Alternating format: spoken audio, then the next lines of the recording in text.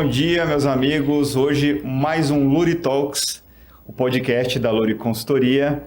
E hoje a gente vai falar sobre um tema que tem chamado muita atenção dos empresários. Tem muita gente nos questionando, né, e tentando entender um pouco mais. E a gente resolveu trazer aqui um especialista para ajudar nesse tema, que é benefício tributário via FDIC proprietário. A gente vai falar da estruturação de FDIC e, é claro, como que você pode otimizar a sua carga de impostos através desse instrumento.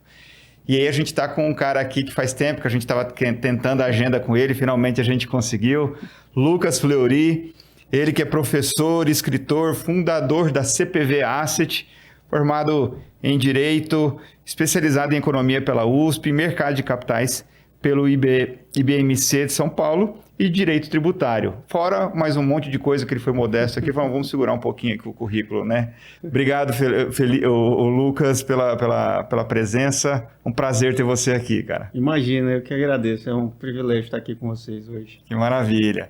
Então vamos começar assim, primeiro, me fala um pouquinho de você, né? Conta um pouquinho aí breve da sua história para a gente entender quem é o Lucas, de onde que ele veio, esse currículo pesado aqui para chegar a ser esse professor e escritor tão reconhecido aí que fala muito e é uma referência aí nesse assunto. Obrigado, Michael.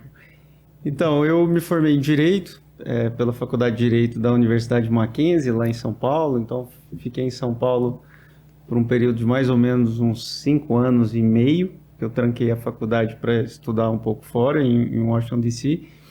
E retornei ao Brasil, concluí a faculdade um pouco antes de me graduar.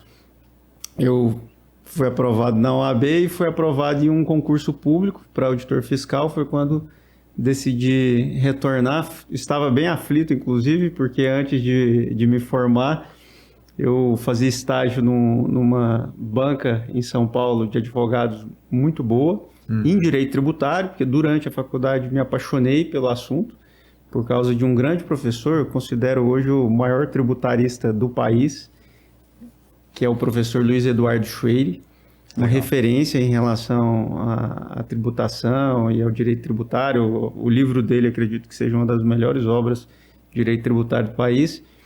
E, por causa dele, que transmitiu essa paixão do direito tributário, ainda lembro quando essa é uma história boa, quando ele chegou para dar aula, ele perguntou quantas pessoas gostavam de direito tributário. E a turma do direito, em geral, tem os seus receios em relação ao direito tributário. E poucas pessoas levantaram a mão, alguns só, que vinham puxando o saco do professor. E ele não era o tipo de professor que ia explicar as coisas escrevendo lá no quadro que estava no livro. Então ele falava, olha, meu papel não é esse, não é pegar ali o que está no livro e ficar escrevendo aqui no quadro para vocês copiarem, etc. O meu papel é mais do que isso, é transmitir a paixão pela minha disciplina. E ele dividiu o grupo dividiu a sala em grupos de 5, 3 alunos, e ele distribuía teses. Então você tinha que defender uma tese. Então vamos supor que era uma tese ali sobre tributação da renda em determinado aspecto, e ele falava, você vai ter que defender que tem que ser tributado, você vai defender que não tem que ser tributado. E no dia da aula ele selecionava um aluno do grupo de 3 ou 5. Então, se você tivesse despreparado dentro do seu grupo, você poderia fazer com que todo mundo do seu grupo tirasse uma nota ruim, então todo mundo incentivava todo mundo a estudar. Então a gente passava mais tempo aprendendo de fato na biblioteca, e dentro do que ele ensinava depois dessas apresentações, a turma votava, do que de fato naquele modelo, vamos dizer, tradicional. Então ele se instigava muito a nossa curiosidade e fazia com que o aprendizado fosse diferente. No final do ano, quando ele fazia a pergunta, quem é que gosta de direito tributário? Todo mundo levantava a mão e ficava encantado. Porque ele falava, meu papel é esse, é inspirar vocês a gostarem da matéria e despertar curiosidade em vocês. E funcionou muito bem, tanto funcionou que me apaixonei pelo direito tributário, entre todas as matérias da faculdade, e decidi sair. Eu acho que em algum momento da nossa vida a gente sempre tem que definir para nós o que é qualidade de vida. Acho que todo mundo passa por esse momento. O que é qualidade de vida? Para uns é morar perto do seu trabalho, para outros é família, para outros é morar fora do país, enfim, cada um tem para si o que é qualidade de vida. E eu lembro que uns 3 meses antes de me formar, nesse último período da faculdade, eu comecei a refletir sobre isso, sobre ficar em São Paulo ou voltar. E aí cheguei à conclusão que qualidade de vida era estar perto, apesar de que São Paulo é muito importante profissionalmente, qualidade de vida era estar perto da família, das pessoas que eu amava. E aí eu falei, eu vou voltar. E aí comuniquei isso ao escritório, recebi um sermão de mais ou menos 1 hora sobre desperdiçar minha vida, jogar minha carreira no lixo. Eu falei, não, eu tô decidido, eu vou voltar. E aí passei umas 2 semanas desesperado. Poxa, eu estudei 5 anos e vou voltar para o meu estado desempregado. E aí, graças a Deus, num desses dias eu joguei lá concurso, porque eu nunca nem parei para pensar, não tenho perfil, porque eu sempre fui muito curioso. E tinha um concurso aberto na época que era para auditor fiscal e eu falei assim, é tributário, vou tentar. Então eu fiz esse concurso, graças a Deus foi aprovado e aí foi o que viabilizou minha volta, meu retorno a Goiás. E aí pouco tempo depois eu me especializei em direito tributário, mas fui empreendendo no mercado financeiro. Então a gente começou com uma incorporadora, fazendo uma parceria com um fundo de desenvolvimento imobiliário, um fundo de investimento imobiliário. Quando a Selic começou a cair, os fundos imobiliários começaram a ficar mais populares e aí fiz isso e descobri o que era o fundo imobiliário. Então falei assim, poxa, descobri o mercado financeiro e lendo um pouco antes disso e junto com isso eu fui ficando mais curioso, aí fundei um escritório de investimentos da XP, à época, antes da XP abrir capital na Bolsa de Valores. Isso quando? A gente está em 2018. 18. A incorporadora que a gente abriu foi em 2017, em 2018 foi esse momento em que eu fundei o escritório. De 18 para 19, depois disso eu me junto a uma turma que já tinha uma operação da XP, alguns amigos, e aí a gente cresce na XP. Então aí na XP a gente vai chegar a mais ou menos 1 bi de investidores. E depois disso, a gente vai para o BTG. Então, passado um pouco daquela briga entre XP e BTG, que todos lembram, quando a XP perde a IQI para o BTG, enfim, começa aquela disputa mais acirrada. Passado esse momento, o BTG nos faz o convite para ir para lá, a gente acha interessante, muda a operação para o BTG. A gente ainda está no BTG, a gente tem lá 3,5 bi, são 28 mil clientes espalhados pelo Brasil. E em 22 eu fundo a gestora com um amigo que é o Luiz Curado, inclusive casa amanhã. E a gente muito apaixonado em securitização, muito apaixonado em FDIC, e a gente se encontrou por um acaso, e num momento muito bom onde os dois queriam fazer a mesma coisa. Os dois estavam pensando, poxa, eu quero fazer uma operação com FDIC. E aí a gente começa... Com esse objetivo, a gente tem um pequeno desvio, eu brinco, porque surgiu essa oportunidade e a gente resolveu abrir um fundo de investimento imobiliário. Então, a gente tem na gestora um fundo imobiliário que a gente abriu o capital dele na Bolsa. Agora, em agosto, acho que vai fazer 1 ano que a gente abriu. Qual que é o tamanho dele hoje? Ele é um fundo que tem 2 usinas. O legal da tese foi que foi o primeiro fundo de investimento imobiliário do Brasil com uma tese voltada à aquisição de ativo performado de energia renovável. Então, é o primeiro. A gente tinha o SNEL 11 da Suno, que construía a usina, que é uma tese muito boa. E a gente simplificou, até brinco, só podia ter surgido em Goiás, porque é uma tese muito simples. Então, a gente simplificou e é um fundo imobiliário que já compra a usina pronta, performada, pagando dividendos. E a gente tem Suno junto com a gente, enfim, foi uma tese legal. Então hoje é um fundo pequeno, porque ele só tem 2 usinas, como eu disse, uma em Alexânia, que abastece aqui o Jardim Goiás em Goiânia, e uma outra em Mombaça, no Ceará. Qual que é o tamanho do fundo? Ele tem aproximadamente 15 milhões. 15 milhões. A gente depois quer fazer um follow-on, mas a gente pegou você sabe disso, a gente pegou um momento muito ruim do país, com taxa de juros de 2 dígitos lá em cima, a maior taxa de juros que a gente passou. Então, isso afetou muito o mercado de fundos imobiliários. Mas o nosso carro-chefe na gestora são os FDICs, são os fundos de investimento em direito creditório, que aí junto o Luiz é economista, formado em contabilidade também, então juntou muito da minha paixão por direito tributário e por mercado financeiro, com a dele também, dentro das áreas de expertise dele, então foi muito complementar. E hoje a gestora fica em Anápolis. Não, a gente tem um escritório, eu fico nesse trânsito de Anápolis, Luiz também, porque a família dele é aqui de Goiás, mas ele mora em São Paulo, então ele brinca que ele mora na ponte aérea, mas a gente tem um escritório em São Paulo, que ele cuida da CPV em São Paulo, e a gente tem um escritório aqui em Goiânia, uma parte da equipe também aqui em Goiânia. Entendi. Então a gente se dividiu, mas os nossos clientes da gestora, as empresas, essas grandes companhias, elas estão majoritariamente aqui em Goiás.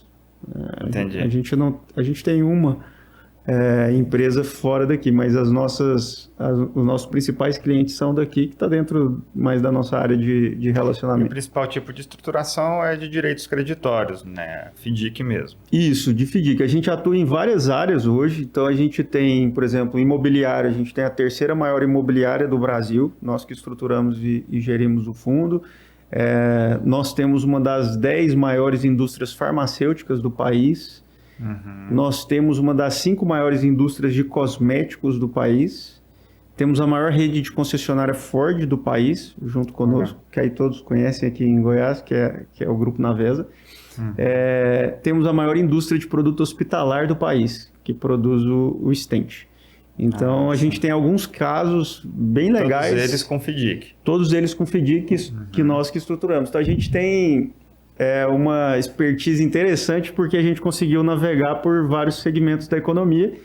E eu acho que isso resume algo que eu sempre digo, que o que me encanta no FDIC é que ele é um exercício de criatividade. Porque você pode pensar, e brilha muito os olhos, pensar no benefício tributário, claramente, em um país como o Brasil, mas esse é só um dos elementos interessantes dentro do universo do FDIC, porque ele pode abrir vários outros caminhos super interessantes para a empresa. Vou citar um aqui, como, por exemplo, consignado privado.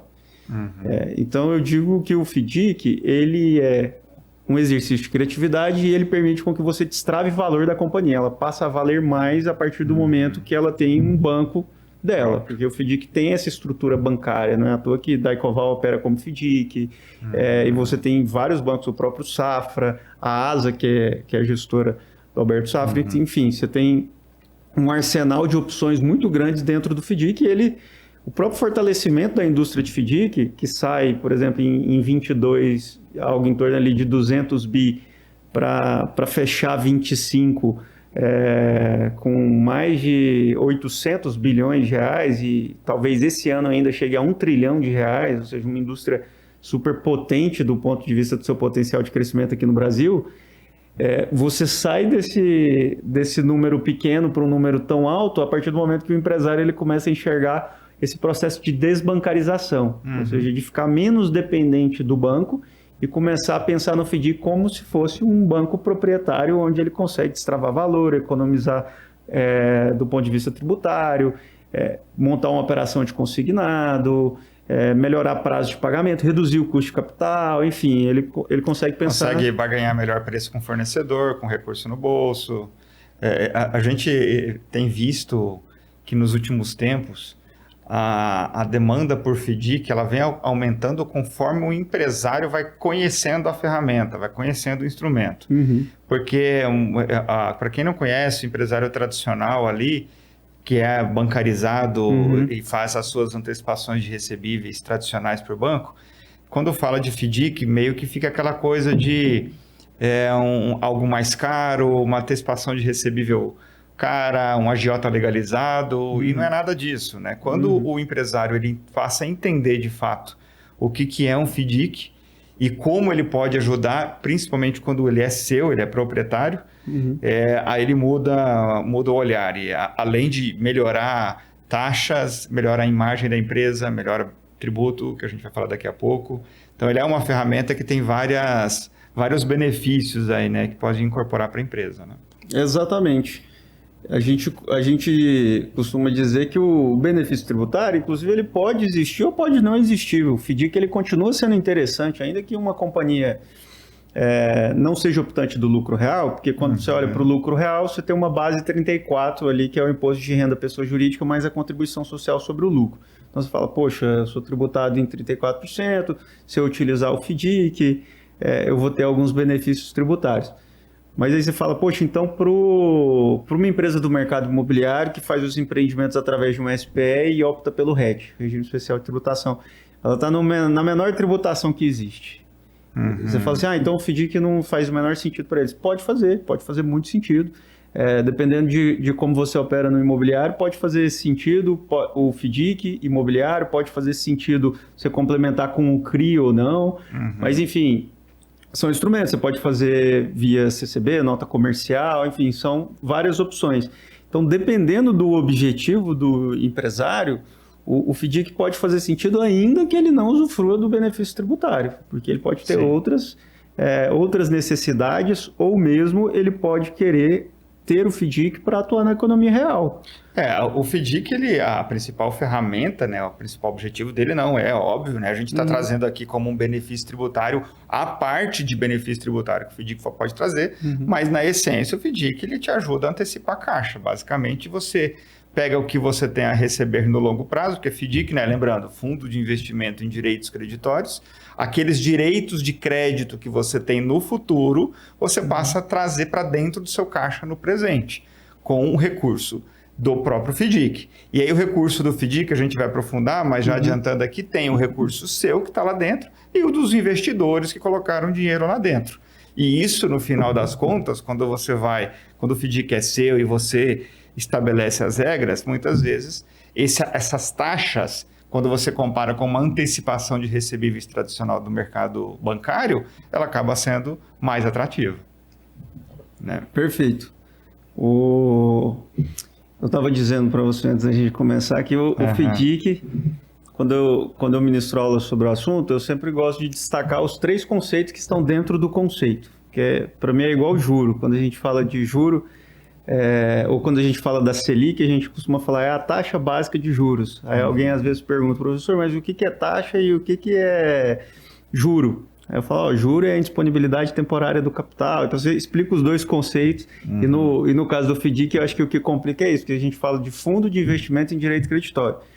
E aí o conceito englobam 3 outros conceitos. O conceito de fundo de investimento, o conceito de securitização, está envolvido, que é o processo que o FDIC realiza, que ele é um veículo de securitização no final do dia, e o conceito de direito creditório. Então, o fundo de investimento é uma comunhão de recursos, ou um condomínio de recursos, de vários investidores, que, colocando o seu recurso ali dentro, permitem que uma empresa especializada faça gestão desses recursos, para aplicar esses recursos em ativos financeiros, de acordo com a política de investimento definida no regulamento e que possui cotas de investimento que são representativas desse patrimônio dos investidores. Então, essas cotas de investimento são frações desse patrimônio coletivo que foi ali investido. Esse é o conceito de fundo de investimento. Então, ele é regulado por um regulamento. Esse regulamento, igual uma limitada tem o seu contrato social, igual uma SA tem o seu estatuto social, igual um condomínio mesmo fechado de casas tem o seu regulamento, que é o que ele mais se assemelha.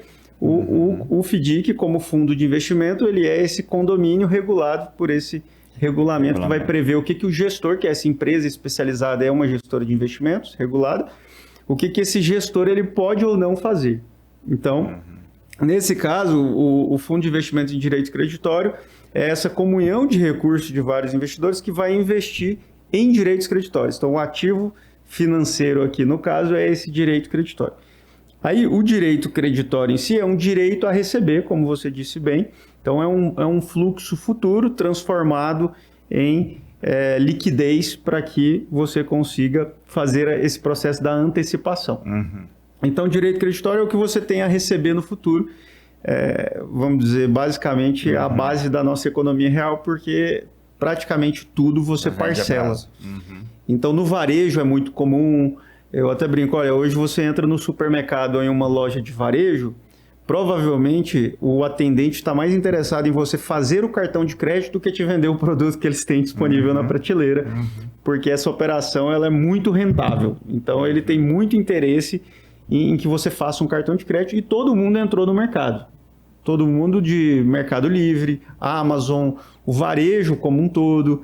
Você olha para diversos segmentos da economia, eu estava até conversando com um amigo que lança cursos na Hotmart. Aí eu falei para ele, cita qualquer exemplo. Ele falou, Hotmart. Eu falei, não, a Hotmart tem um FDIC. Ela faz antecipação para o infoprodutor. Então, todos os segmentos da economia começaram a ingressar nesse processo, porque o processo de crédito ele é muito rentável em um país onde a taxa de juros ela é muito elevada, onde você tem dificuldade de acessar crédito. Então, a antecipação de recebíveis ou o processo de securitização é o processo de transformar esse fluxo futuro de recebíveis em títulos negociáveis no mercado de capitais para que você possa ter liquidez imediata. E aí você faz isso através de algum veículo, que pode ser um certificado de recebíveis, pode ser um certificado de recebível imobiliário, que é o CRI, pode ser um certificado de recebível do agronegócio, que é o CRA, pode ser um outro certificado, como uma nota comercial, uma CCB, que vai ser adquirido como... Entra tudo, né? CPR, debênture. CPR, debênture, um título de crédito.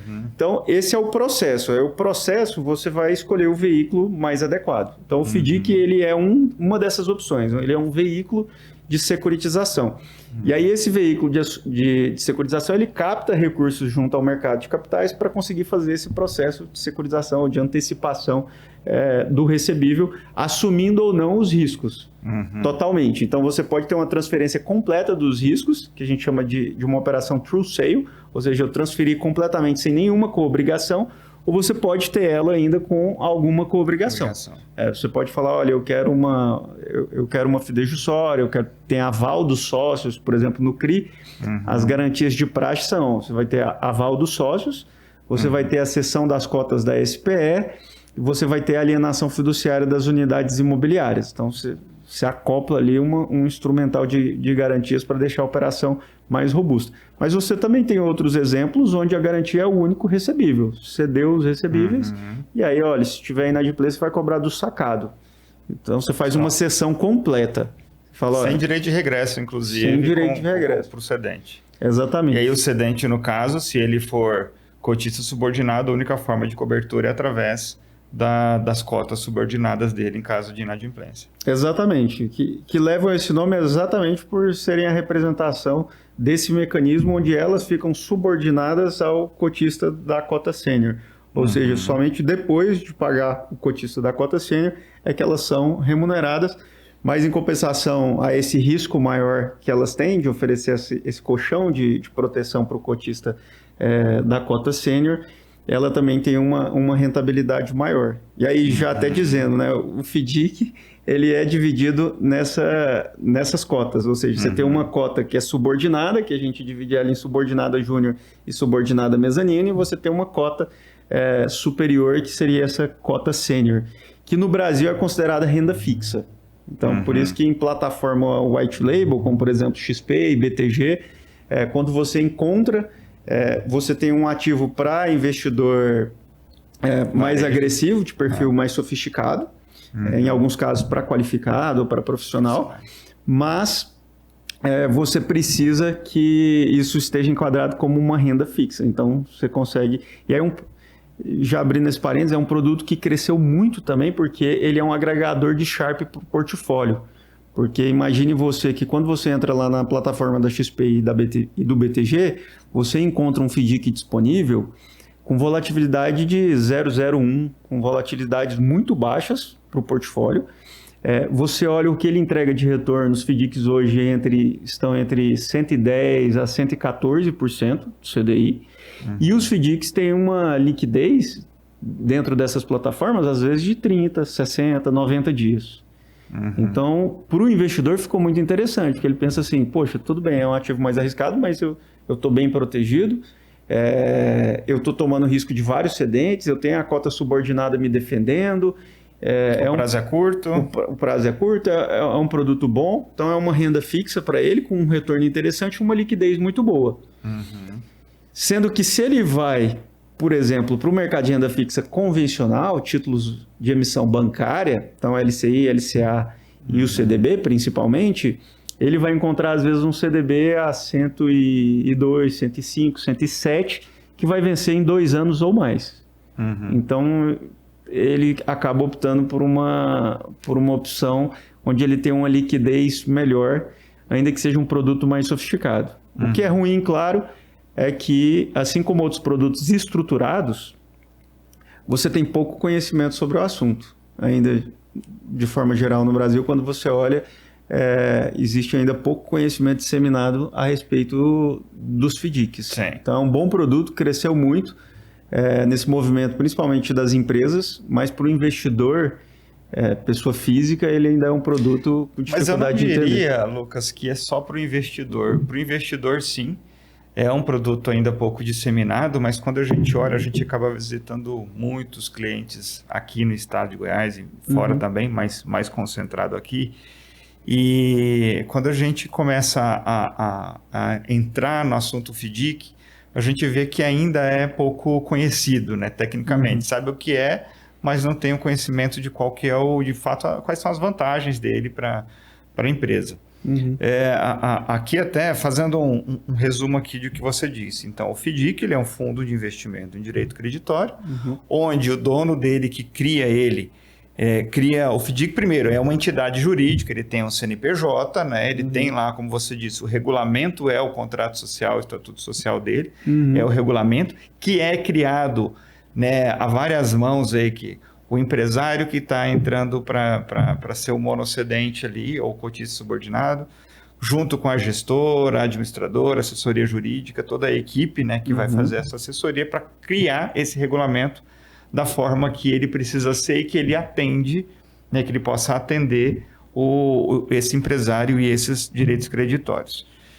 Uma vez que é criado o regulamento e dito ali qual que é o tamanho, aí vai-se a mercado para fazer a distribuição, né, para poder encontrar investidores. Como é que funciona essa etapa? Bom, nós temos esses personagens que você mencionou muito bem. Então, o FDIC, para ele ser estruturado, ele vai envolver um cedente, que é aquele que cede o direito creditório. A gente vai ter o direito creditório em si, então vai ter uma análise sobre a qualidade desse direito creditório.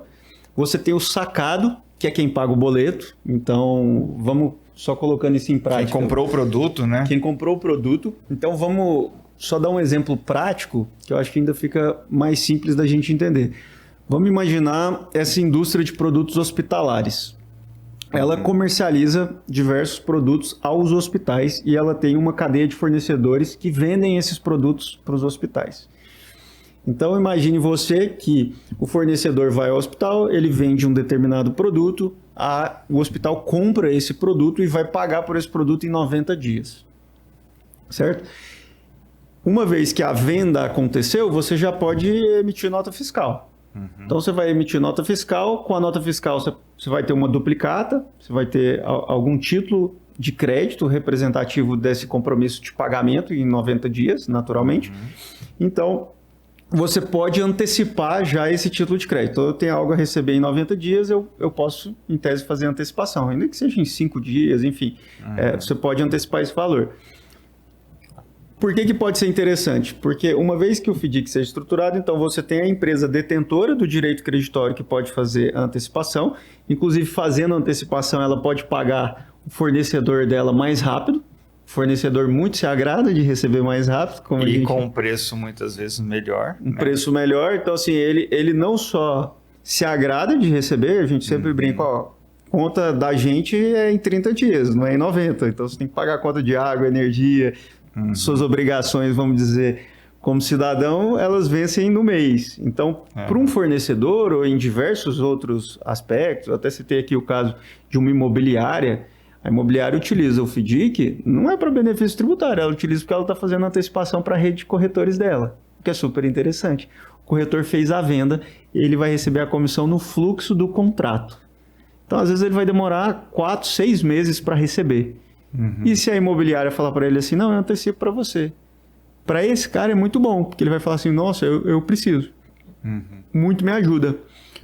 O médico faz o plantão, ele vai receber, por exemplo, em 30 dias, em 60 dias. Aí alguém fala, olha, eu antecipo para você. Muito me ajuda. Então, assim, a economia de antecipação ela é muito forte porque você encontra, de novo, nenhuma restrição em um segmento específico da economia. Você pode atuar em todos os segmentos da economia. Sim. Então, você tem a empresa detentora do recebível que pode ceder, que nós chamamos de cedente. Você tem o sacado, que é o hospital, que é quem vai pagar o boleto em 90 dias. Para aquela distribuidora. Para aquela distribuidora. Você tem a figura do direito creditório, que vai ser qualquer direito creditório que vai formalizar essa obrigação de pagar do hospital para a empresa. E aí você tem os personagens do mercado de capitais. Um é a gestora, então a gestora de investimento, devidamente habilitada junto à Comissão de Valores Mobiliários, com diretoria de risco e compliance, com as suas diretorias de gestão necessárias para que você tenha, de fato, a gestora não só habilitada, mas funcionando de forma adequada. E você tem a figura do administrador. A administradora é a responsável legal pelo fundo. Então, Lucas, eu quero encontrar um fundo de investimento, saber qual que é o endereço dele. Você vai encontrar o endereço do administrador. O administrador é sempre uma instituição financeira, então ela é sempre uma instituição muito robusta do ponto de vista regulatório e financeiro, e ela é responsável jurídica pelo fundo. Então, seria aqui, do ponto de vista legal, quem responde juridicamente, dizendo o que pode ou não ser feito, seguindo estritamente o que está previsto no regulamento do fundo. Então, exemplo concreto aqui desse outro lado, que é o mercado de capitais. O regulamento do fundo diz que o fundo só pode comprar laranjas.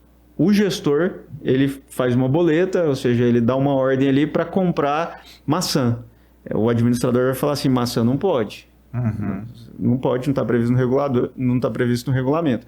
Então, ele é o guardião jurídico. Se você quiser comprar maçã, você vai ter que fazer uma alteração no regulamento e o investidor que já está com dinheiro lá pode olhar torto, pode querer tirar o recurso, pode ser... Exatamente. Então, o gestor ele vai comunicar ao administrador pedindo para se abrir um processo de assembleia onde os cotistas do fundo vão poder votar. E aí, você tocou num ponto super importante, que o gestor é como se fosse o síndico do condomínio. Que é essa comunhão de recursos. Então, ele organiza, ele que trata com o administrador, ele faz o dia a dia do fundo, ele ordena as despesas do fundo, tudo isso passa pelo administrador. Mas o dono do fundo são os seus cotistas. Então, o dono do fundo é o cotista do fundo, é essa comunhão de recursos. Se o cotista votar em maioria, porque aí os critérios de votação estão previstos também no regulamento pela liquidação do fundo, o fundo pode ser liquidado.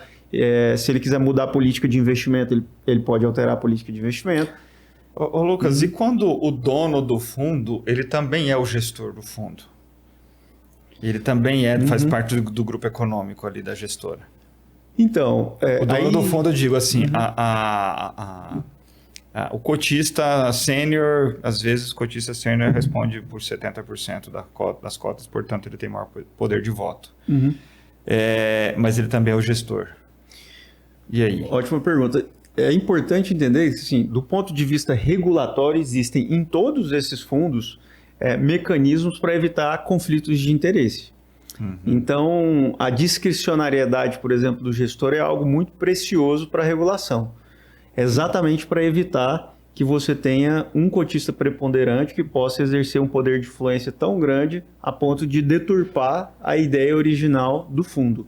A ideia original do fundo, que eu digo, não é nem o que os cotistas acreditaram que eles queriam fazer. A ideia original do fundo ela é definida pela regulação, que é ser um veículo de investimento coletivo. Então, igual a gente falou, é uma comunhão de recursos, sim, mas eu não posso permitir que essa comunhão de recursos ela seja desvirtuada para cumprir os interesses ou atender os interesses de um determinado cotista em oposição à vontade dos demais. Então, imagine você que a gente tem um condomínio de casas e são 100 casas, mas eu tenho 90. Em tese, eu poderia alterar o regulamento do condomínio para permitir que aconteça o que eu quiser. Olha, eu quero que toque música alta até às 5 horas da manhã, e eu quero pintar as casas de qualquer cor, eu quero fazer o que eu quiser, eu não quero asfalto no condomínio, eu quero que seja só rua de cascalho, e aí eu vou prever um monte de coisas, vamos chamar aqui de absurdas nesse exemplo. Eu posso fazer isso? Não posso, porque eu tenho um limite, inclusive, dentro do ordenamento jurídico, estabelecido pelo próprio Código Civil, que vai falar, olha, seu regulamento não pode prever qualquer coisa. Porque existe um limite jurídico para atender e conciliar esses interesses em relação aos demais moradores do condomínio. Então, do ponto de vista regulatório, a regulação é muito até severa em relação a esse ponto para impedir que isso aconteça. Vou dar um exemplo aqui do imobiliário. Imagine você que a gente tem um fundo imobiliário de 100 milhões de reais, onde 90 milhões de reais pertencem a um determinado cotista. Esse cotista tem um empreendimento imobiliário e ele quer pegar aquele recurso inteiro e aplicar numa obra dele. Isso é possível? Não é possível. Existe uma série de mecanismos dentro da regulação para falar assim, olha, isso não é possível, você não pode fazer isso, você vai perder o benefício tributário, isso vai acontecer isso e aquilo.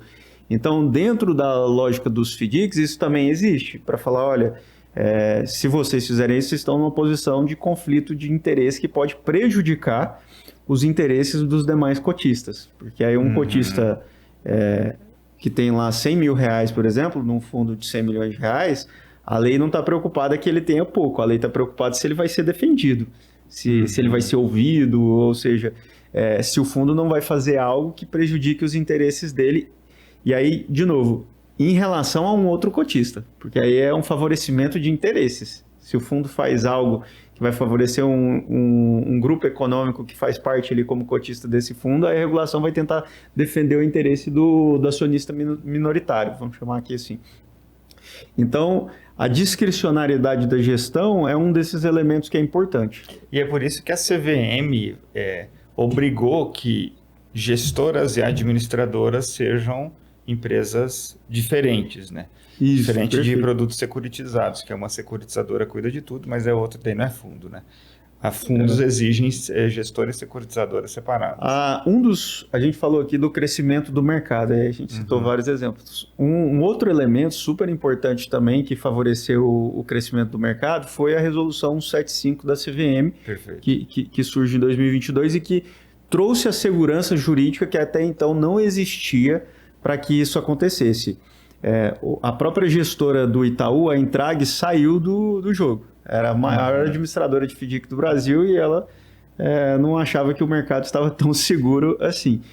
A 175 resolveu o problema, porque é uma legislação muito madura, muito avançada e que inclusive eliminou várias zonas cinzentas que existiam até então, permitindo que o administrador ele tenha o seu escopo muito bem definido.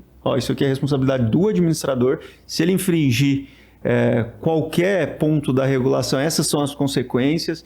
Inclusive, muitas delas envolvem o administrador respondendo à pessoa física. Então, são infrações bem sérias e com consequências muito sérias. Então, a gente deixou de ter um histórico de problema em relação aos administradores, porque os requisitos para que você tenha uma administradora e para que você cumpra a legislação são bem elevados.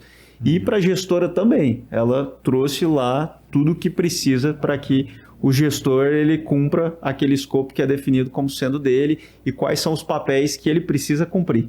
Porque até então existia muita zona cinzenta em relação a isso.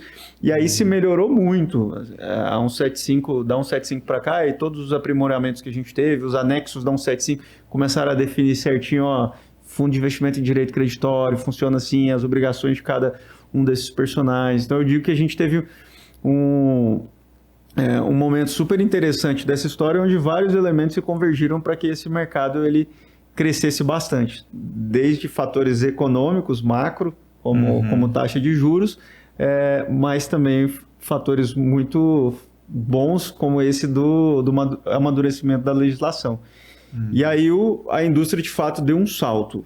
Então, eu digo que esse mercado, igual aconteceu com os dos fundos imobiliários. Os fundos imobiliários passaram por um momento muito bom, vivendo ali a queda da taxa de juros, o apetite pelo imobiliário. Então, ele teve um boom enorme. E agora a gente está vivendo um boom do mercado de fundo de investimento em direitos creditórios. Tanto pelo fato de que a taxa de juros alta acabou favorecendo a busca por outros modelos de negócio, outras opções de crédito, tanto pelo fato do amadurecimento da própria Mas por regulação. que as empresas estão buscando mais agora os fundos de investimento de direito creditório? Eu acredito que por dois motivos. O primeiro, pelo fato, assim, três motivos, né? Porque um não é da empresa especificamente, dois são importantes para ela e caros para ela. Elas começaram a buscar outras opções de crédito.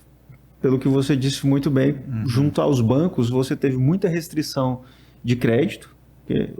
A economia vivendo um momento difícil, o crédito ele fica mais restrito, você sobe taxa de juros mais restrito ainda, você seca a liquidez da economia, o juro tende a ser não só, o crédito tende a ser não só mais caro, mas mais restrito. Então os empresários começaram a buscar outras opções. Em segundo lugar, pelo fato de que uma vez que você descobre essa opção, como eu disse, você descobre que ela pode trazer vários benefícios, não só aqueles que você imaginou inicialmente, como, por exemplo, o empresário inicialmente ele pensou, poxa, eu quero reduzir meu custo de capital. Ou ele pensou inicialmente, eu quero conseguir empréstimo mais barato. Ou eu quero conseguir empréstimo, que é algo que eu acho super interessante, pouco falado, mais rápido. Porque esse é um veículo onde você tem menos burocracia. Você consegue... Já está pronto, né? O dinheiro já está ali, só esperando você levar o documento. Você consegue ter uma opção de crédito menos burocrática. Vou dar até um exemplo do imobiliário também que eu acho interessante. Os CRIs, durante um tempo, ficaram muito populares para o segmento imobiliário. E depois começaram a se fazer operações com outros títulos de crédito, como, por exemplo, nota comercial, CCB... E aí você fazia operações de crédito imobiliário com 5 milhões de reais. Aí você fala assim, poxa, tudo bem, eu vou fazer 5 milhões de reais e eu consigo em quanto tempo? Porque para o empresário, crédito é importante. Mas em quanto tempo ele consegue o crédito é igualmente importante. Porque às vezes ele, nossa, eu preciso para daqui a um mês, eu preciso daqui a 2 meses. O CRI, ele é muito bom, tem as suas vantagens próprias da estrutura, mas ele é mais burocrático. Sim. Então, você tem ali aquela série de prestadores de serviço que quando o empresário olha, ele sente um calafrio. Dá uma arrepiada, porque ele vê lá que tem a securitizadora, tem custodiante, tem liquidante, tem, enfim... às vezes tem uma gestora envolvida na operação, tem a empresa que vai medir obra, enfim, tem uma série de prestadores de serviço. O custo, às vezes, é um pouco mais elevado, apesar de que o CRI é um produto isento, então você tem facilidade na captação de recurso, às vezes você consegue uma taxa um pouco mais competitiva, mas, de modo geral, ele se tornou um produto mais caro, porque ele é muito rentável para o estruturador. Então, ele foi se tornando um produto um pouco mais caro. Pouca visibilidade, pouca transparência para o empresário, sempre aconteceu no Brasil. Então, ele não vê a taxa win, ele com todos os custos, ele às vezes vê a taxa que vai para o investidor, então ele se confunde um pouco sobre quanto que custa efetivamente a operação e ela é demorada. Então, assim, o CRI não é uma coisa rápida. O que demora? Ele costuma demorar pelo menos uns 3 meses para você, entre você mandatar a operação e você ter uma liquidação. Pelo menos 3 meses. Pode ter suas exceções, mas pela minha experiência ele costuma ser demorado para acontecer e, de novo, mais burocrático. Enquanto, às vezes, você consegue fazer uma operação mais rápida de crédito imobiliário com outros instrumentos, ou se aproveitando de outras vantagens que outros instrumentos tenham.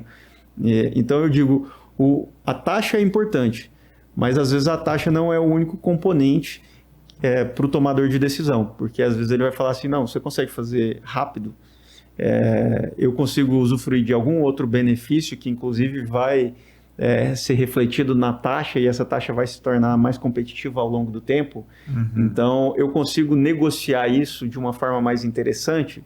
Vou dar um exemplo. Você faz um CRI, às vezes você vai ter um pênalti de pré-liquidação muito alto. Ou às vezes você vai fazer um CRI onde você pode quitar com o próprio sucesso da carteira sem pênalti de pré-liquidação. Tudo isso é negociável. Então, dependendo do título que você opte, você pode ter benefícios maiores, inclusive outros, né? Além da própria taxa. Antes da gente entrar na parte tributária, tem mais alguma característica que você considera relevante para deixar claro para quem está nos acompanhando? Do FDIC especificamente? Além de todos os pontos que a gente abordou, facilidade em antecipar recebível sem precisar de cadastro, de análise de banca, etc. Facilidade, velocidade naturalmente no recurso está em caixa, a possibilidade de você vender a prazo para o cliente, barganha no preço para fornecedor. O que mais que você vê ainda? De forma geral, ele tem sim vários outros benefícios. Por exemplo, vamos supor que você está numa transação imobiliária, num M&A, você vai vender parte da sua empresa. Por isso que eu disse que é um exercício de criatividade. E aí, esse processo de diligência da sua empresa, você tem experiência com isso, você vai saber, vai demorar. Então, vai demorar pelo menos uns 6 meses ou mais para fazer todo um processo de diligência, para concluir um processo de aquisição. É demorado. Então, você vai reformular um acordo de sócios, tem a diligência jurídica, financeira, enfim. Só fazendo um parênteses aqui, a gente teve uma diligência de uma operação que a gente estava fazendo, era um sales-back. Olha, a diligência em si, o que é a diligência? Você tem que emitir aquelas dezenas e centenas de declarações, de certidões via cartório, de sócios da empresa, parte fiscal, tributária, legal, IBAMA, enfim, é muito documento. Se tiver processo judicial em andamento, tem que esclarecer, é muito documento. Eu tive um negócio que a gente estava fazendo que demorou, a diligência demorou, foi de, quer ver, outubro a maio. Foi, dá 7 meses, 8 meses. Então foi, claro, teve muita certidão que vence de 30 dias, você tem que tirar. Então é muito importante o empresário estar preparado para um processo de diligência, porque não é só tirar ali o Serazinha, tirar as matrículas no cartório que está tudo certo. Não, o processo de due diligence, ele é técnico, ele precisa existir naturalmente, porque quem está comprando, ele quer saber exatamente se ele não vai ter nenhum problema futuro e por isso precisa ser feita essa diligência, né? Exato, então é um processo demorado, porque vai investigar a parte criminal, trabalhista, ambiental, tributária, tudo. E aí, como esse processo é muito lento, imagine que essa empresa está sendo adquirida, totalmente ou parcialmente, ela tenha um FDIC aberto.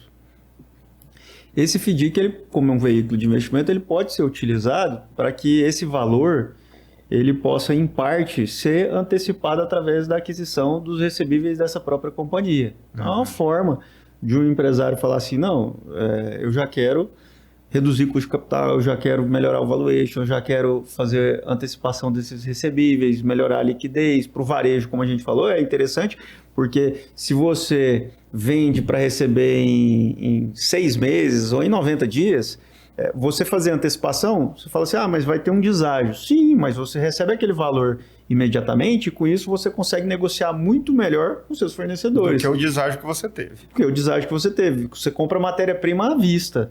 E aí você comprando matéria-prima à vista e em grande volume, você consegue um desconto muito maior e você compensa essa operação naturalmente, além dos outros benefícios do veículo. Mas pode ser muito interessante se bem feito.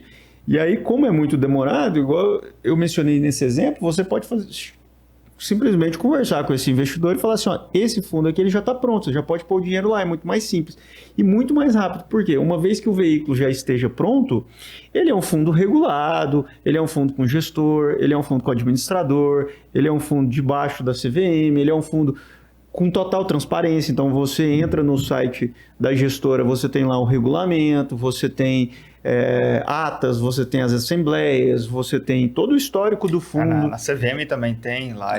Na CVM também tem. Você Quando ele é fundo listado, está na B3 também. Na B3, você entra lá no Fundosnet, você vai encontrar tudo do fundo, né? Todos os fatos relevantes, os relatórios gerenciais, a rentabilidade, os papéis, o número de sacado, está tudo isso lá muito transparente de forma muito segura. Então, para esse investidor, ele vai falar assim, não, aqui eu tenho uma empresa super complexa, vou levar 1 ano para analisar tudo isso, para aí ele ver um real meu. Mas aqui, do outro lado, ele já tem um fundo regulado, rodando com track record, tudo de forma muito robustamente apresentável. E aí ele pode falar assim, não, eu vou investir. Abre uma oferta e eu aporto 10 milhões de reais. Cash-in. Então, assim, para o empresário é muito bom, porque aqui a gente está pensando aqui numa outra forma do FDIC servir aos interesses do empresário. Então, veja o FDIC, ele pode ser utilizado de muitas formas que esse empresário não pensou. A gente citou aqui esse exemplo de um M&A, onde ele já pode trazer o investidor. Eu posso citar o próprio consignado, como eu mencionei. Então, ele tem uma empresa com 2.000 funcionários. Às vezes pode ser interessante. Ou às vezes é um grupo econômico com várias empresas. Então, dependendo do porte dele, ele pode falar assim, em vez de pegar o consignado, que o banco está me ligando aqui o dia inteiro porque ele quer acessar e fazer consignado para os meus funcionários. Em vez de fazer com o banco, eu vou fazer com, entre aspas, o meu próprio banco, com esse FDIC que está ali.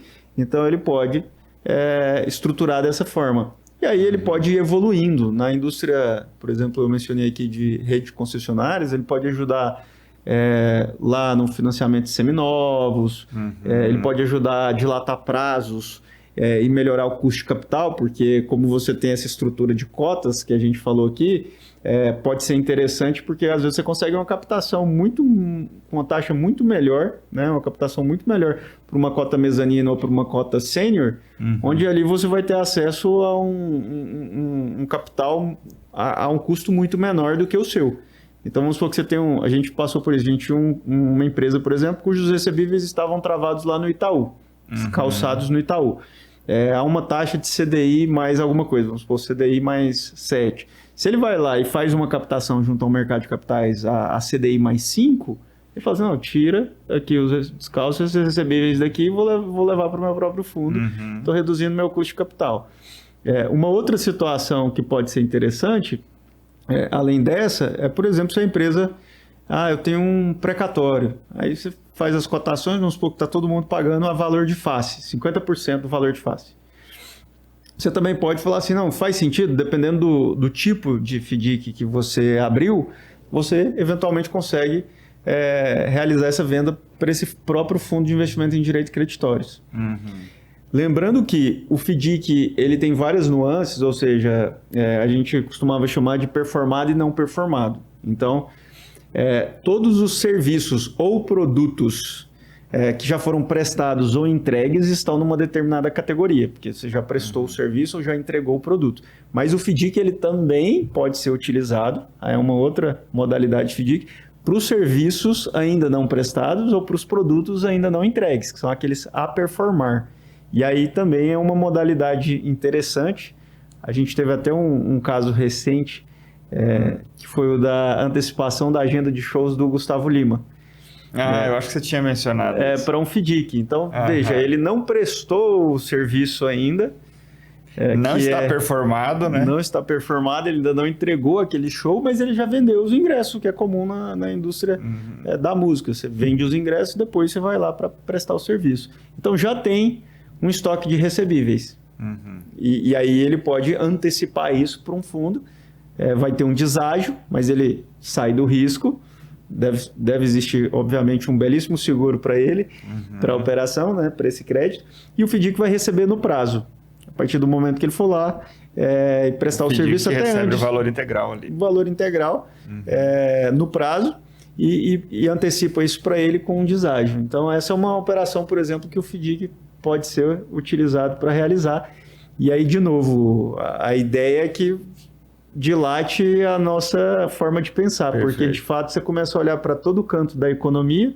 Acho que o mais comum são as maquininhas de cartão de crédito, então Cielo, Stone, todos têm grandes FDICs no Brasil. O software de contabilidade, você já consegue fazer antecipação, enfim. Acho que a gente vai encontrar isso cada vez mais na economia. Para a gente fazer o resumo aqui e entrar para os benefícios tributários. O FDIC, quando o Lucas fala de taxa, é a taxa que você paga para o investidor. Mas como assim investidor? O FDIC ele é um fundo, como a gente disse no início, uma identidade jurídica, onde você abre ele para receber dinheiro dentro dele, e esse dinheiro que o FDIC, entidade jurídica FDIC, recebeu, ele vai ser utilizado para a empresa, lá na empresa que é dona de FDIC, porque o FDIC aqui ele está comprando os direitos creditórios dessa empresa, cuja cessão desses direitos vai para o FDIC e ele recebe lá no prazo. Esse dinheiro que está no FDIC, que veio para a empresa que vendeu os direitos creditórios, foi vendido com deságio. Aqui dentro do FDIC tem o dinheiro da própria empresa dona, que ela coloca uma cotinha subordinada ali, geralmente é 20%, 30%, né? Chegando a 50% às vezes. Dependendo, ela pode ser pequenininha, de 5%, mas sempre tem. E o restante é de investidores profissionais e qualificados, né? Casas, assets que colocam os recursos lá dentro, por exemplo, ou até investidores profissionais, pessoa física, podem colocar o recurso ali dentro. E ele coloca, obviamente, esse recurso na expectativa de receber esse juro remuneratório da sua aplicação aqui dentro, conforme o que está acordado no regulamento, nos contratos de cessão, cobrança, toda aquela documentos de oferta, etc.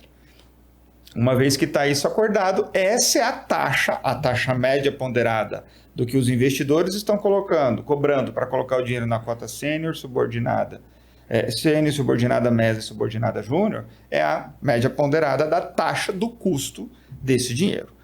Além desse custo, o empresário ele também tem que pagar as despesas para manter o FDIC, que, claro, ela é muito menor do que os custos. São as despesas ali, como a gente disse, de administrador e gestor, registro em CVM, que dá uma coisinha bem pequenininha ao mês ali.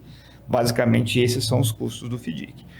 Uma vez que esse FDIC ele teve que pagar os seus investidores aqui dentro, teve que pagar as despesinhas ali, vai sobrar um lucro, certo? E aqui é onde a gente já entra na parte de benefícios, né? E aqui, assim, eu já fiz até uma introdução, Lucas, mas... Perfeito. A sua maneira, você que é o didático aqui, qual que é, onde que entra a tributação e aonde que entra esses benefícios? Perfeito. O FDIC, ele pode ou não ser enquadrado, esse é o termo que, sendo mais técnico aqui, esse é o termo que a regulação utiliza, como entidade de investimento. Então, para que o FDIC seja entidade de investimento, ele tem que cumprir alguns requisitos. Por exemplo, ele tem que ter um percentual alocado em direito creditório. Percentual mínimo alocado em direito creditório. Caso ele não tenha, ele não vai ser enquadrado como entidade de investimento, porque o FDIC tem como objetivo a aquisição de direito creditório. Então, a empresa não pode utilizar o FDIC para falar assim, eu fiz um aporte de 10 milhões e iremos comprar CDBs. Não pode. CDB não é direito creditório. Exato. Então, assim, ele não pode ser utilizado de outra forma, porque ela pode pensar nisso. Por exemplo, se você tiver um percentual pequeno, é comum, por exemplo, você deixar uma pequena parte do patrimônio líquido do FDIC em um fundo de liquidez diária, você vai fazer alguma coisa assim, não tem problema. 100% do patrimônio líquido não precisa estar investido em direito creditório, porque aí você vai aprovisionar as despesas que você precisa para pagar o gestor, o administrador, as despesas mensais, como você disse muito bem, do FDIC. Mas, de forma preponderante, ela vai estabelecer um percentual mínimo que precisa estar em direito creditório, alocado em direito creditório, para que você seja entidade de investimento. Além disso, você tem que ter uma gestão discricionária, você, como a gente mencionou aqui, você não pode ter essas coincidências do dono do FDIC, ou seja, um cotista que de fato manda ou tem alguma ingerência dentro do fundo. Então a legislação está protegendo o grande objetivo, como a gente falou aqui, que é ser um veículo de investimento profissional, ou seja, é para investidor. Mesma coisa que acontece, de novo, eu sempre puxo aqui para o imobiliário, que eu acho mais didático, com um fundo de investimento imobiliário. Então a legislação vai falar, olha, tem que ter no mínimo 100 cotistas. O fundo não pode aplicar o recurso em um empreendimento imobiliário de um cotista. Então ela vai criar, ninguém pode ter mais do que 25% do fundo imobiliário, senão essa pessoa não vai ter benefício tributário. Então ele cria ali uma série de mecanismos para não só defender o interesse dos outros cotistas, para evitar uma situação que pode gerar um desvirtuamento desse objetivo, que é idealizado pela legislação, e no FDIC ela vai fazer o mesmo. Então, uma vez que ele seja enquadrado como entidade de investimento, ele vai ter alguns benefícios tributários. Vou falar do ponto de vista aqui do cotista. O primeiro é que ele não vai ter, do investidor. O primeiro é que ele não vai ter o Come Cotas, que é a antecipação semestral do imposto de renda. Que aí para muita gente é algo desagradável. Que é muito comum em FII, em outros fundos, né? Ele incide principalmente nos fundos de renda fixa, essa antecipação semestral. Eu falei assim, é desagradável, o imposto de renda é desagradável, né? Pagar sim. o tributo, de forma geral, é desagradável. Mas, quando ele é enquadrado como entidade de investimento, ele tem uma vantagem. Então, comum. A gente tem 3 caixinhas. A caixinha do banco, então você pode emprestar seu dinheiro para o banco. CDB, LCI e LCA. Você tem a caixinha do governo, vamos dizer assim, você pode emprestar seu dinheiro para o governo. Lá você vai ter o Tesouro IPCA, o Tesouro Prefixado e o Tesouro Selic. E você tem a caixinha das empresas, onde você vai ter o CRI, o CRA e as debêntures. Sim, de forma geral, o mercado de investimentos funciona assim. Você olhando para a renda fixa. Então, você pode emprestar dinheiro para algum desses donos dessas caixinhas, né? De forma simples, é isso. E aí, quando você olha para o FDIC, você pode olhar de 2 formas. O FDIC, como entidade de investimento, ele tem uma tributação favorecida em 15%. Então, Lucas, ele é um produto isento? Não é. Né? Produto isento é o CRI, o CRA, a debênture incentivada, LCI e LCA. Mas ele é um produto com uma vantagem para o investidor alta, além daquelas que a gente mencionou, por ter volatilidade baixa, ser um agregador de Sharpe, etc., pelo fato de que a tributação é fixa em 15%, que é uma vantagem, às vezes, que você vai encontrar num ETF, dependendo de como ele se enquadra, ou em algumas espécies de fundos, dependendo de como você enquadra a carteira. Uma carteira de longo prazo, por exemplo, ela tem alguns benefícios maiores.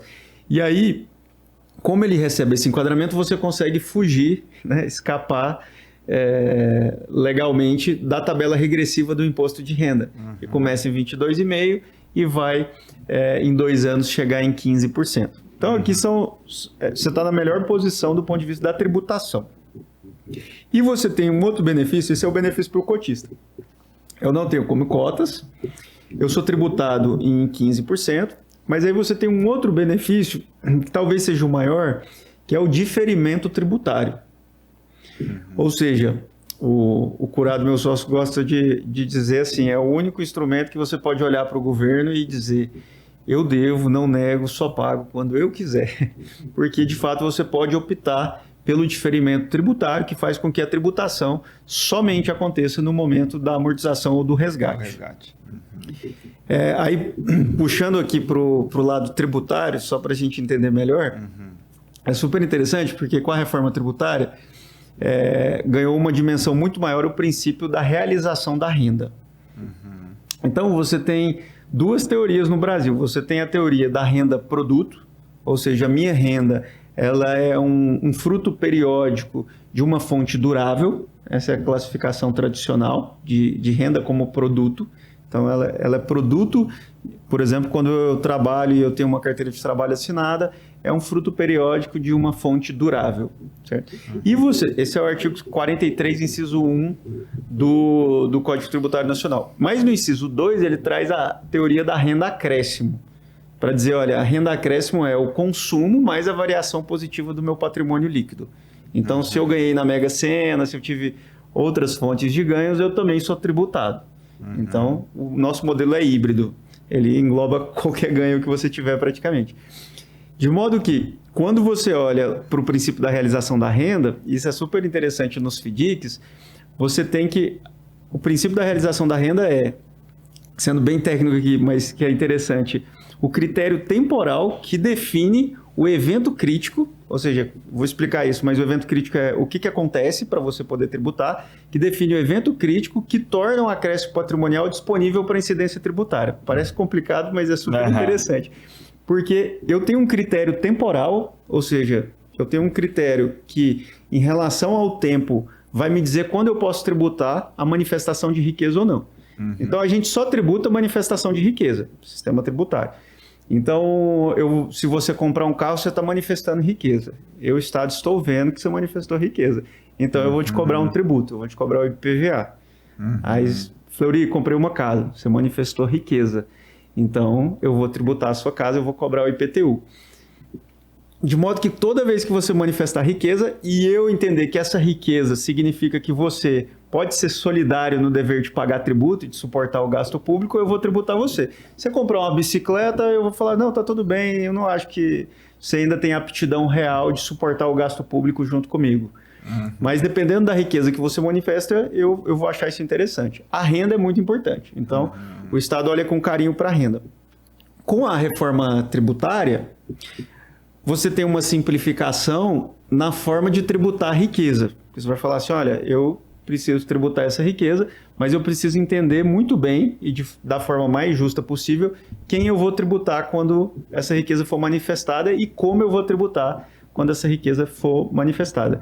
Então você tem agora esse princípio do destino, então eu quero tributar onde aconteceu o consumo, é algo mais justo. Então, se o serviço foi prestado e ele tem a sua origem aqui em Goiás, mas o consumo aconteceu em São Paulo, eu quero tributar lá em São Paulo, porque lá em São Paulo é que se manifestou a riqueza responsável por esse serviço. Perfeito. Então, você muda a mesma coisa do produto. O produto foi consumido em São Paulo. Quem comprou foi São Paulo. Ele foi produzido aqui, mas quem comprou foi lá. Eu quero tributar São Paulo. Enfim, você vai perseguir onde a decisão de consumo ela acontece. E aí, olha que interessante. No FDIC, você explica isso porque o legislador ele pode definir o evento crítico. Qual é o evento crítico que acontece para que eu possa tributar a renda? Se você olhar o conceito constitucional de renda, você vai perceber que o Código Tributário, a Constituição define o tipo, mas o Código Tributário coloca o conceito. E dentro do conceito, ele vai falar que é exigida a disponibilidade jurídica, ou seja, eu tenho o direito de receber, ou a disponibilidade financeira. Isso para o empresário é super importante. Então, eu preciso ter disponibilidade jurídica, direito de receber algo, ou a disponibilidade financeira, que é o ingresso efetivo no meu caixa. Aí veja o quanto isso é importante para o empresário. Porque quando você olha para a tributação, você vai perceber que ela não exige liquidez. Por isso que eu acho super interessante o assunto. Ela não existe liquidez. Não preciso ter o dinheiro aqui agora. Não precisa sacar ali. Ela exige a disponibilidade jurídica ou financeira. Então, o direito de receber já é importante. É por isso que a permuta pode ser tributada. Já é um ativo meu, um direito a receber. Já é um ativo meu. Porque se você falar assim, Flori, a gente fez aqui uma operação de permuta. Então, a gente só trocou. Você me entregou seu apartamento e eu te entreguei o meu. A gente fez uma operação de permuta. Então, assim, então não tem tributação, porque não tem liquidez. Então, assim, não tem tributação. Porque existe disponibilidade jurídica, porque eu tenho um bem que valia no meu imposto de renda 100 mil e que eu estou colocando na permuta por 200 mil. Então, existe um acréscimo patrimonial efetivo.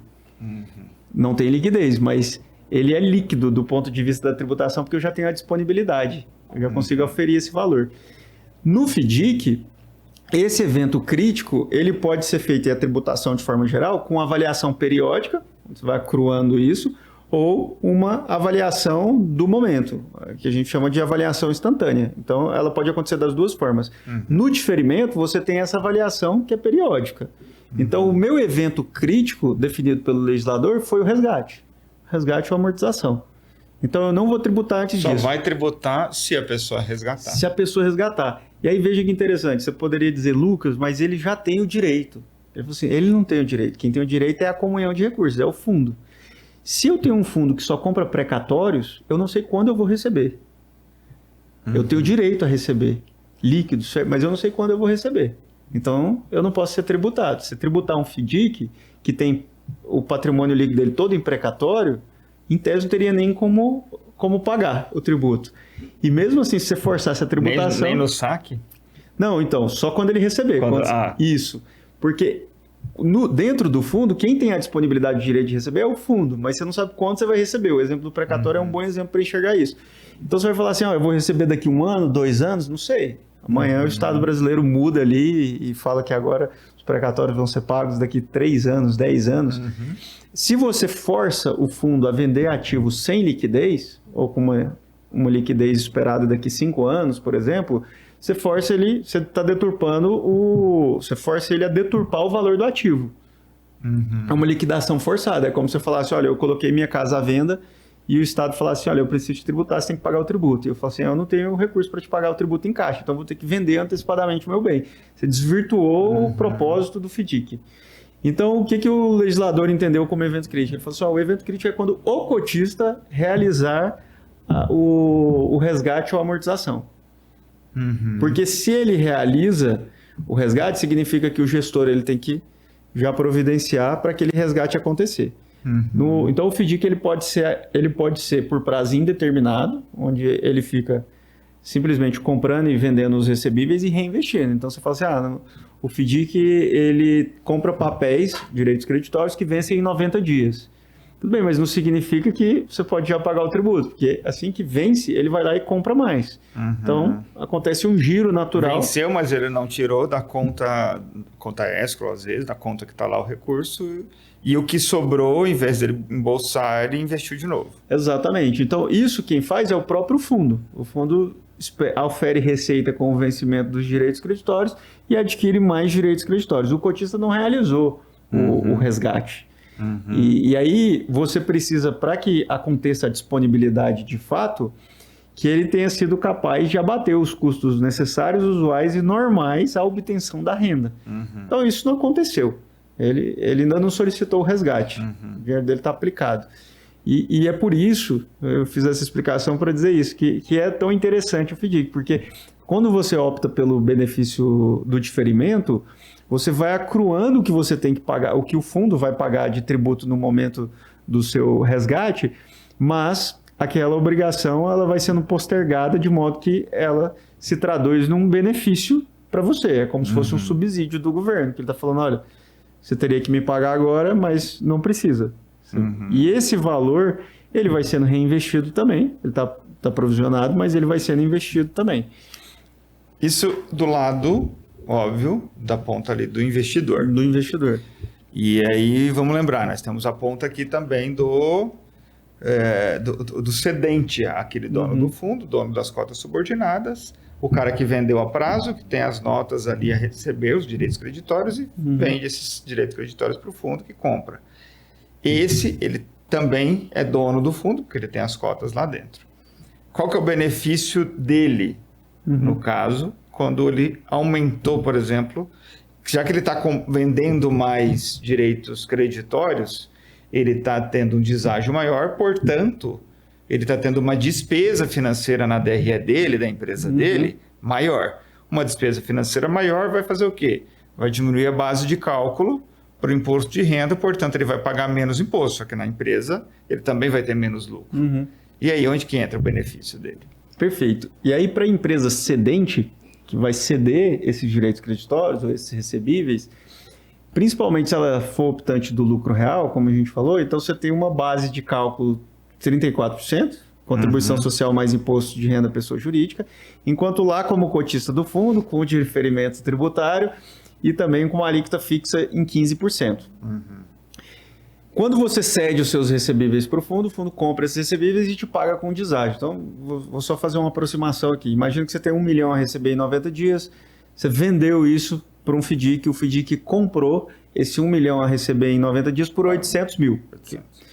Então, o fundo... Deságio de 200. Deságio de 200 mil. Então, o fundo, ele vai ter a receber e vai oferir receita de R$1 milhão no prazo.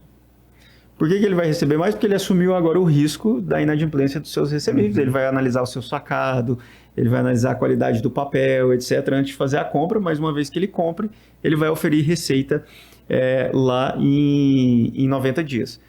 Essa parte que é interessante aqui que a gente debateu no primeiro momento, porque aí esse empresário ele pode estar na cota subordinada do FDIC. Então, veja, ele vai oferir aquela receita, mas agora numa tributação de 15% com o diferimento tributário. Isso é uma vantagem para ele. E se ele oferisse essa mesma receita dentro da empresa? 34%. Então, veja que tem um benefício aqui de 34%. Da forma como ele ofere a receita. Aí existe um outro benefício para a empresa, que é o benefício vindo do fato de que esses 200 mil, que é o deságio, você pontuou muito bem, ele vai ingressar do ponto de vista contábil para a empresa como despesa financeira. E essa despesa financeira ele pode deduzir da base de cálculo do lucro real.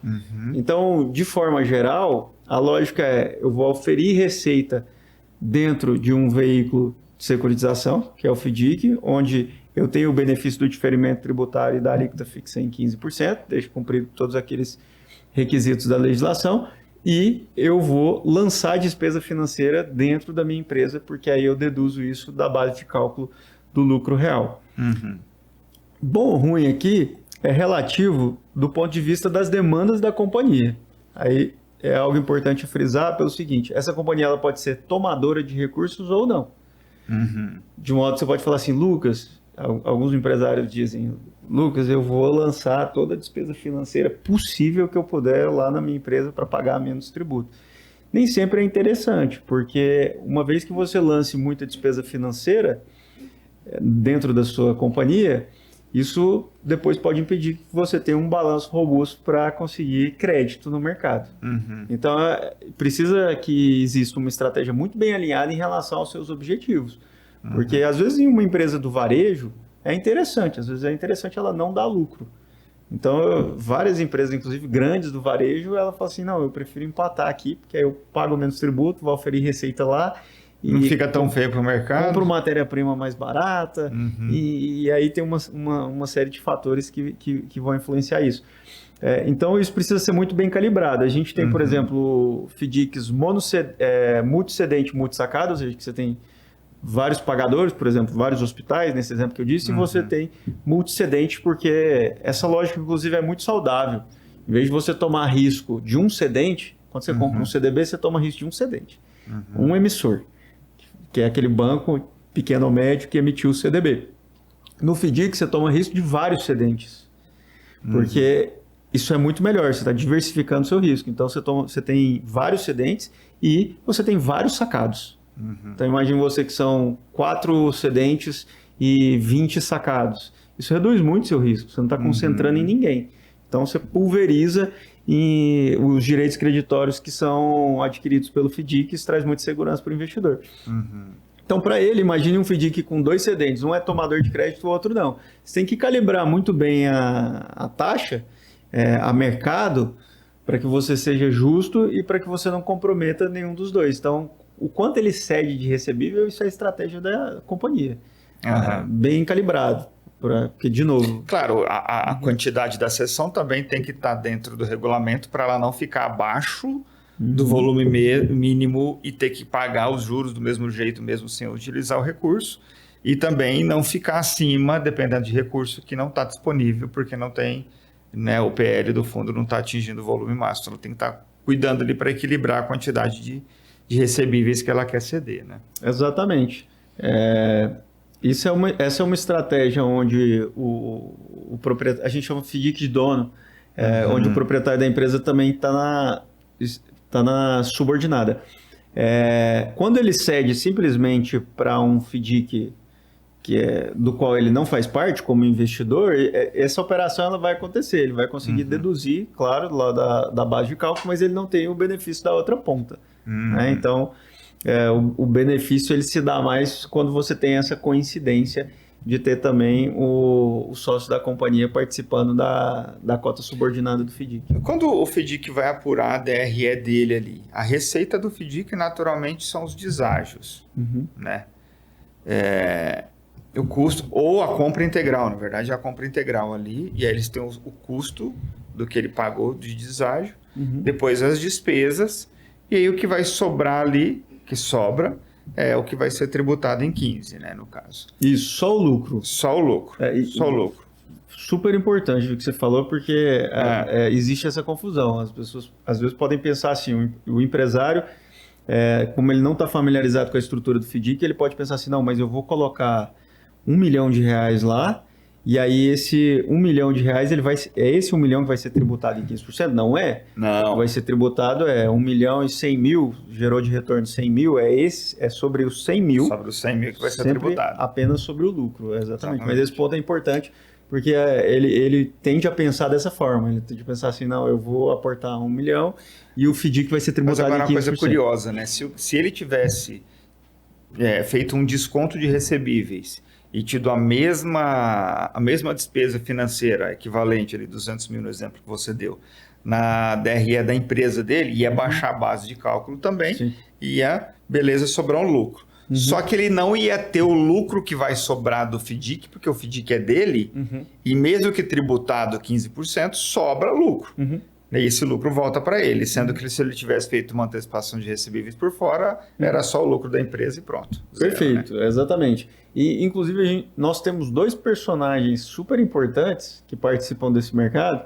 Um é o investidor institucional, como você já mencionou aqui na conversa, que são os family offices, as gestoras, bancos de investimento, enfim, aí você tem investidores profissionais qualificados no mercado, etc., que investem nesse tipo de ativo.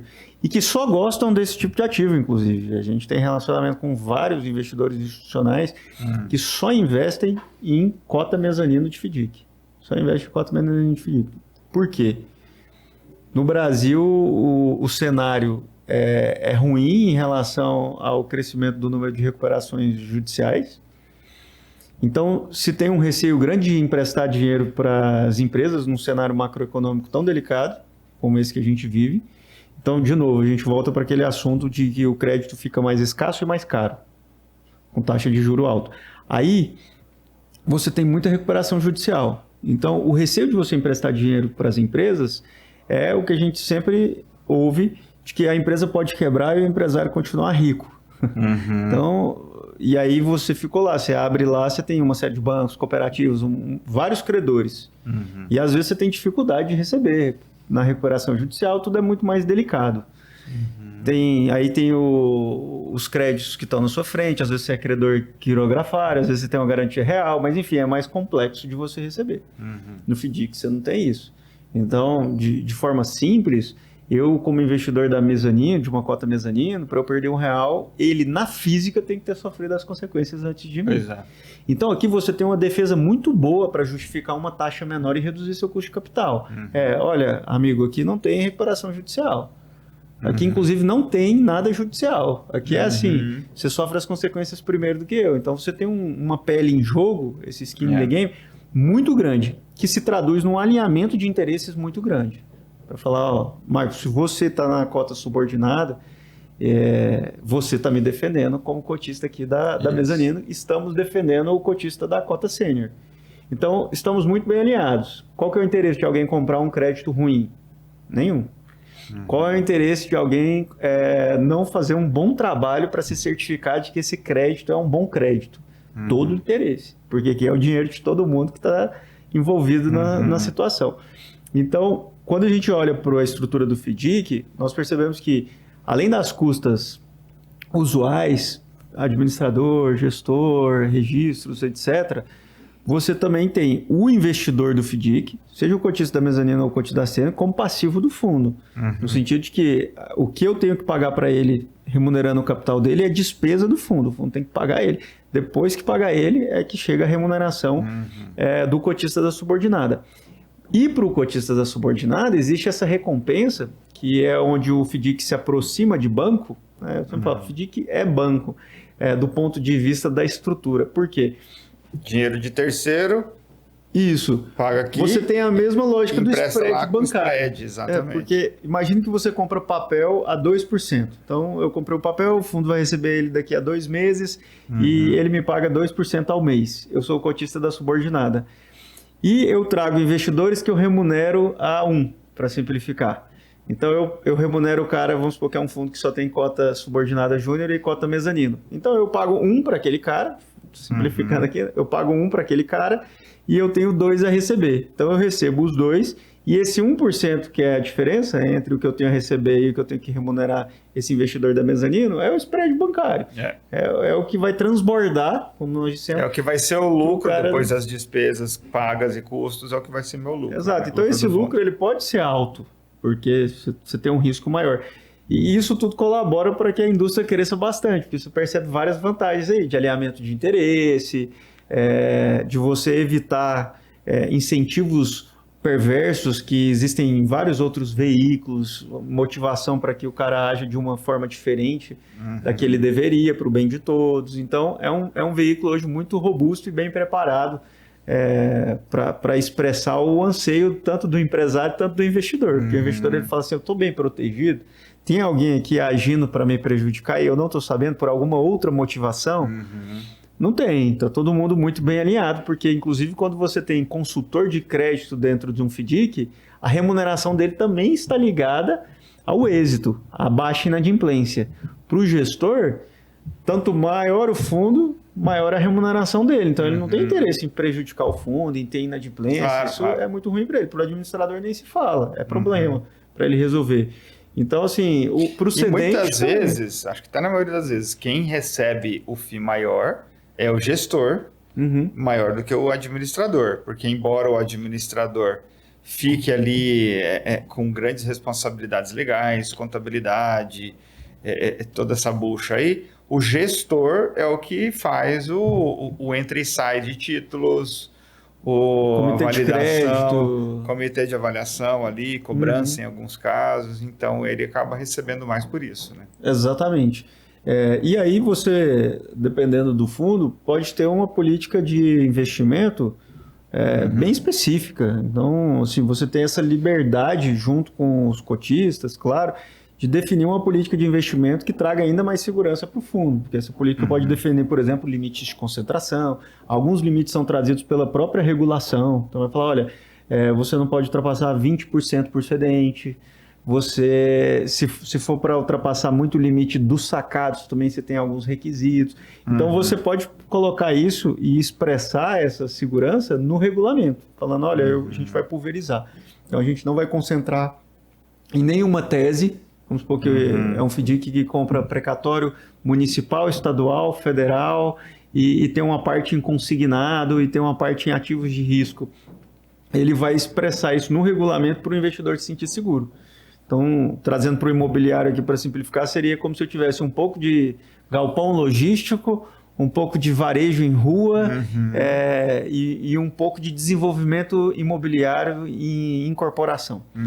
Aí você pode ter um investidor que vai falar assim, não, eu tô fora. Eu acho que comércio de rua, isso aí tem muita inadimplência de aluguel. Quando começa, a gente tentou não, né? Um cliente fez um pedido para nós para a gente criar um FDIC, que ele tinha 2 tipos de lastro, né, de recebíveis. Direitos creditórios do agronegócio, de revenda, sementes, defensivos, fertilizantes, etc. E direitos creditórios de aluguel de veículos. Uma locadora de veículos, direitos de contratos de aluguel de longo prazo para a frota. Não vingou, não foi para frente.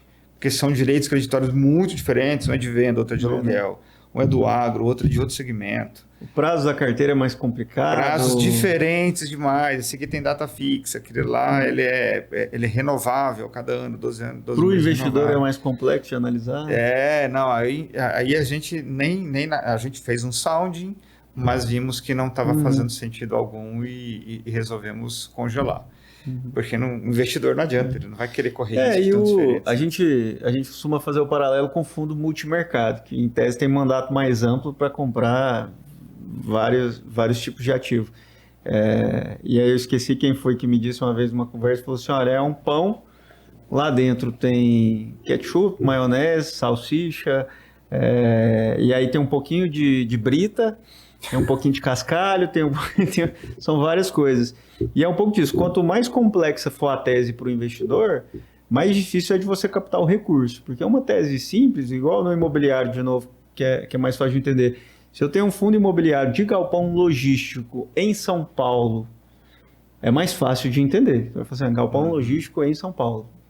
Se eu tenho uma tese de galpão logístico, onde são galpões espalhados no Brasil inteiro, já acrescentou um degrau, subiu um degrau de complexidade. Você fala, não, eu tenho galpão logístico. Já não é numa área, numa região específica, já que não tem é uma determinado perfil. Pode ser bom ou ruim, isso é relativo, mas você acrescentou um grau de complexidade. Sim. Porque é muito mais fácil falar assim, não, São Paulo, metro quadrado é esse, tá tudo concentrado ali, é mais fácil. Aí você abriu para o Brasil. Aí você pode falar, não, agora eu tenho galpão logístico, eu tenho um pouquinho de cemitério e eu tenho um pouquinho de hospital. Nossa. Já ficou um pouquinho mais complexo. Aí ainda é imobiliário, mas já está... Aí você fala assim, não, agora o fundo também compra papel, ele compra CRIs, ele investe em outros fundos imobiliários, ele entra em operações de loteamento e incorporação. Aí você fala assim, ficou muito difícil já para o investidor controlar isso, porque imagina você que ele tem que entrar agora. Se você tem mais 3 fundos no seu fundo, já é mais difícil. No universo de FDICs, isso acontece. O segundo personagem que eu mencionei, são os investidores institucionais. O segundo personagem são os FICs de FDIC, são os fundos de investimento em cotas de fundos de investimento em direito creditório. Então, o FIC, FDIC, ele investe em FDICs. Então, tem vários no mercado que você vai examinar e aí ele é um pouco mais complexo, porque dentro dos FICs FDICs tem vários FDICs. Então, você tem que abrir a carteira, identificar os FDICs e abrir a carteira de cada um. O investidor coloca dinheiro no FIC e não no FDIC. No FIC. E o FIC seleciona, conforme o gestor, os FDICs que ele quer. Exatamente. Colocar. Então, isso tem duas formas de enxergar. Você pode enxergar da ótica, poxa, realmente, quando você fala de FDIC, você tem muita opção de investidor. Porque você tem os bancos, tem family office, você tem gestor, você tem os investidores qualificados e profissionais, e você também tem os FICs FDICs. Então tem muita gente olhando para comprar cota mezanino, cota sênior. Então você tem uma opção grande aí. Se você montar uma tese interessante, estruturar um bom FDIC, você pode captar recursos com certa facilidade. Além disso, um outro ponto, você tem um estoque de recebíveis dentro do FDIC. Então, vamos supor que você tem um FDIC com 20 milhões. Nada impede também que o FDIC ele possa titularizar isso de alguma forma e vender para um CRI, para um CRA, ele pode vender. Então, o tipo Só que tem que estar no regulamento. Tem que estar no regulamento, mas aí a gente volta para aquele campo do exercício de criatividade, mas veja quantas opções se abrem para você pensar como utilizar o veículo, como que você pode monetizar a partir do veículo. E isso é o que eu acho de mais interessante, porque tem algumas áreas do mercado financeiro que você esgota o assunto. Então você vai falar assim, CDB, renda fixa, às vezes você entende ali tudo que você tem para entender rápido. Quando você entra no universo de FDIC, você tem muitas opções, algumas das quais, inclusive, eu já ouvi de empresário que eu falei assim, poxa, eu nunca tinha pensado nisso na minha vida. E ele falou assim, mas é possível? Eu falei assim, é possível. Inclusive para atuar para a economia real. Vou te dar um exemplo aqui interessante. Ele conhece 5 incorporadoras, que ele conhece os donos, ele sabe da saúde financeira, ele confia muito. Ele abriu um FDIC sem nenhum objetivo tributário. Ele estruturou um fundo onde ele consegue adquirir os recebíveis dos fornecedores das obras dessas empresas. Então, ele entra em contato com um fornecedor de esquadria, por exemplo, para uma dessas incorporadoras que tem a receber delas em 90 dias. E ele pergunta se ele quer antecipar. E normalmente a resposta é, não, minha contabilidade não tem um alto padrão de qualidade, então eu acho que eu não vou conseguir. Eu não estou interessado na sua contabilidade, estou interessado que você tenha recebido daquela empresa, do sacado. Aquele sacado muito me interessa, porque eu conheço a saúde financeira dele, eu sei que é um bom sacado. Eu tenho o histórico dele, eu tenho a análise de crédito dele, eu confio nele. E aí, muitas vezes, essa pessoa aceita antecipar, e aí o FDIC recebe uma boa remuneração, ele faz a sua análise de crédito, ele já tem o conhecimento daquele mercado. Então, se você conhecer o mercado de atuação daquele título de crédito que vai ser adquirido pelo fundo, é super importante, porque aí você sente mais confiança ou não, a depender do quanto você se sente à vontade para analisar aquele recebível. Ô Lucas, para a gente finalizar aqui, quais são os tipos de FDICs que não têm esse benefício tributário, né? Questão de discrecionalidade, prazos, tipos de direitos creditórios. Existem alguns que não têm os benefícios tributários que a gente mencionou? Sim, quando o FDIC ele não se enquadra como uma entidade de investimento, por diversas razões, ele naturalmente vai ter o come-cotas. E, inclusive, isso não significa que o FDIC é ruim, porque às vezes, mesmo tendo come-cotas, de novo, ele pode ter alguns benefícios. Então, ele pode ser um FDIC aberto, do ponto de vista técnico, é aquele que você permite o resgate a qualquer momento, dentro do prazo estabelecido. Então, são os FDICs que você encontra normalmente nas plataformas white label. Você não vai encontrar o FDIC lá, porque você não pode subir um FDIC para uma plataforma da XP para o BTG, você tem que subir algum veículo que adquire cotas de FDIC. Então, você vai encontrar esse modelo lá. Quando você encontra lá, ele vai ter um prazo de resgate. Então, vai ter lá D mais 60, D mais 35, D mais 90.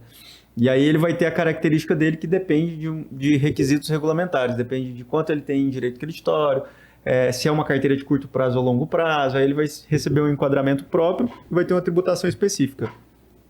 E existem os FDICs fechados, aquele que você não pode resgatar a qualquer momento. Então eles têm lá a sua previsão, pode ser por exemplo, só na liquidação do fundo, pode prever uma data específica, um evento, enfim. Aí é uma outra categoria de fundos. Mas todos esses estão dentro, os três aqui citando, estão dentro de uma categoria específica que são os fundos estruturados. Que é o FIP, que é o Fundo de Investimento em Participação, o FDIC, que nós vimos aqui, o Fundo de Investimento em Direito Creditórios, e o FII, que é o Fundo de Investimento Imobiliário. Então, veja você que, como o imobiliário a maioria conhece, você não tem resgate no fundo imobiliário. Então, o fundo imobiliário é um fundo listado em bolsa, ele pode ser setipado, mas a maioria é listado na Bolsa de Valores, onde o dinheiro sempre vai ficar lá. Então, você fala assim, quero vender, você não resgata, você tem que encontrar uma outra pessoa disposta a comprar a sua cota. No FDIC, você pode fazer o resgate, mas aí vai depender do que está no regulamento. Então, algo que... O regulamento é a mãe, sempre. Pronto. Algo que eu sempre falo, a maioria dos investidores nunca leu o regulamento. Essa é verdade. Você não tem o costume de investir num fundo de renda fixa e falar, eu vou ler o regulamento. Eu me recordo até que quando a gente teve um problema relacionado às caixinhas do Nubank, foi um exemplo emblemático, porque a maioria entendia que a caixinha do Nubank era um lugar seguro para guardar a reserva de emergência. Só que lá no regulamento, eu, como muito curioso, fui ler o regulamento do fundo de investimento, porque até o nome fundo foi esquecido ali, porque era a caixinha do Nubank. Eu conversando com amigos, percebia que para o investidor em geral, a caixinha do Nubank era interpretada como eu deixo meu dinheiro no Nubank, porque é uma caixinha do Nubank. Então, à época o Nubank não era, eu acho que ainda não é, mas era ainda instituição de pagamento, não era banco do ponto de vista regulatório. E a caixinha do Nubank era um nome muito sugestivo, sugestivo assim, é uma caixinha, então é um lugar seguro dentro do banco. Mas era um fundo de investimento em renda fixa. Debenture é renda fixa, ou seja, aquela caixinha que eu mencionei aqui de emprestar para a empresa. E eu fui ler o regulamento e percebi que aquele fundo ele podia comprar debentures.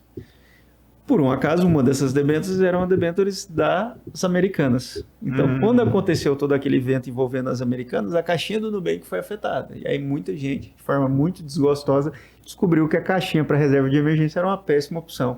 Que aquilo era um fundo de investimento e que o regulamento permitia o investimento em debêntures.